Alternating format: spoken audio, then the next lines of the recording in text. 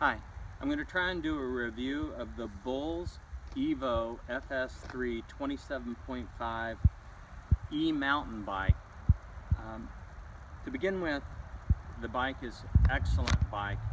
The battery life on this bike is beyond what I can imagine. I just did a 33-mile ride and I have 4 out of 5 notches left on the bike. So I'd say I probably have over 100 miles distance that I could ride on this bike. I'm not going to go through the specifications. You can read that on any website, and I'm not really going to go through a lot of the intricate details. I'm just going to show you the things I like and some of the features on the bike, some things I do like and some things I don't like. One of the first things I wanted to show you is that the battery sits down here below, and this is the battery indicator right here. So to turn the bike on, you push the button and you're going to see that the lights light up. If you push the button and the lights don't light up, sometimes up here, this is the thing that really controls it. You can see that now that there's a 0. To increase the power on the bike, you're going to push and you're going to get a little notch right there. And so you see that's level 1. Push it again and there are 2. Push it again and there are 3. And that's how you increase and decrease the amount of power on the bike, and when that is 0 on the bike. So if you spin the wheel, we'll spin the wheel, you can see that the speedometer, this is only a speedometer.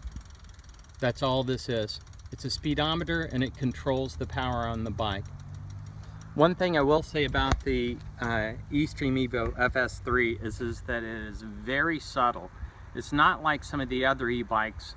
It does not have a throttle. It is pedal assist, it's pedalic only.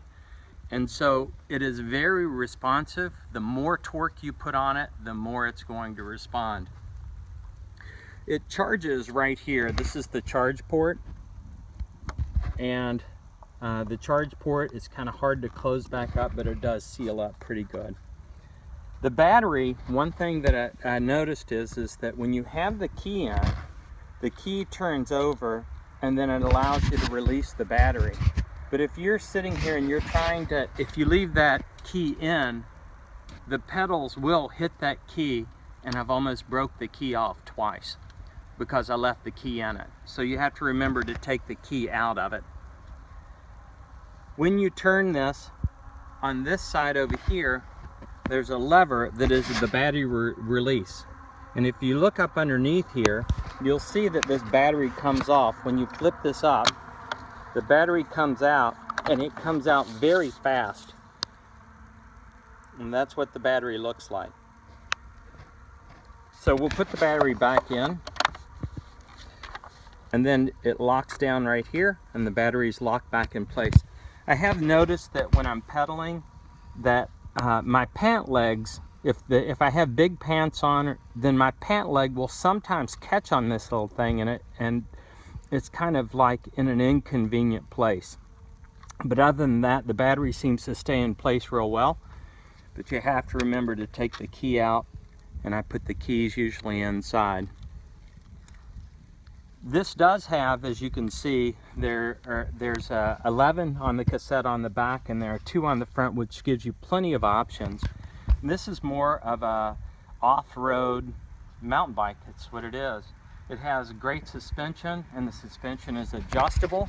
You can use the suspension, you can adjust it.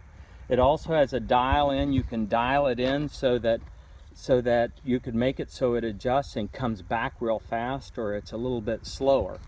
So you could lock it out so there is no suspension, or you can leave it on full suspension. On the front also you have suspension, and you have the ability to adjust how much compression that there is. So if you're going up a hill or if you're riding down a hill, you can have a little bit more suspension. There is one thing on this E-stream is that there is no kickstand, and so It would be nice if there was some kind of a kickstand. It seems like wherever we go, we want to stop for a few minutes and you end up laying the bike down.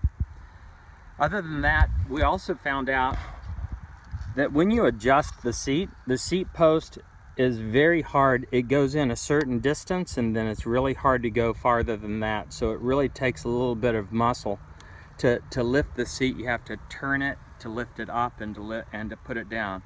You'll go into a certain point and then you have to really work it to get it to the place where you want it to be. So it doesn't lift up and down. I think some of the models have that quick adjustment that it'll go up and down, but this one does not. It also does not have the quick lockout. Some of these have the quick lockout on it, and this one does not have the quick lockout. But all in all, I think that the bottle cage is an excellent little addition to this. And all in all, I think it's an excellent little mountain bike. It does have the Bros motor, and the Bros is a 250 watt.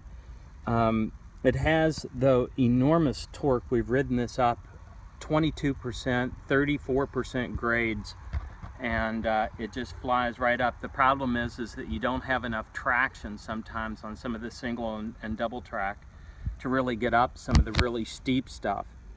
So, other than that, this is my review. I hope it helps.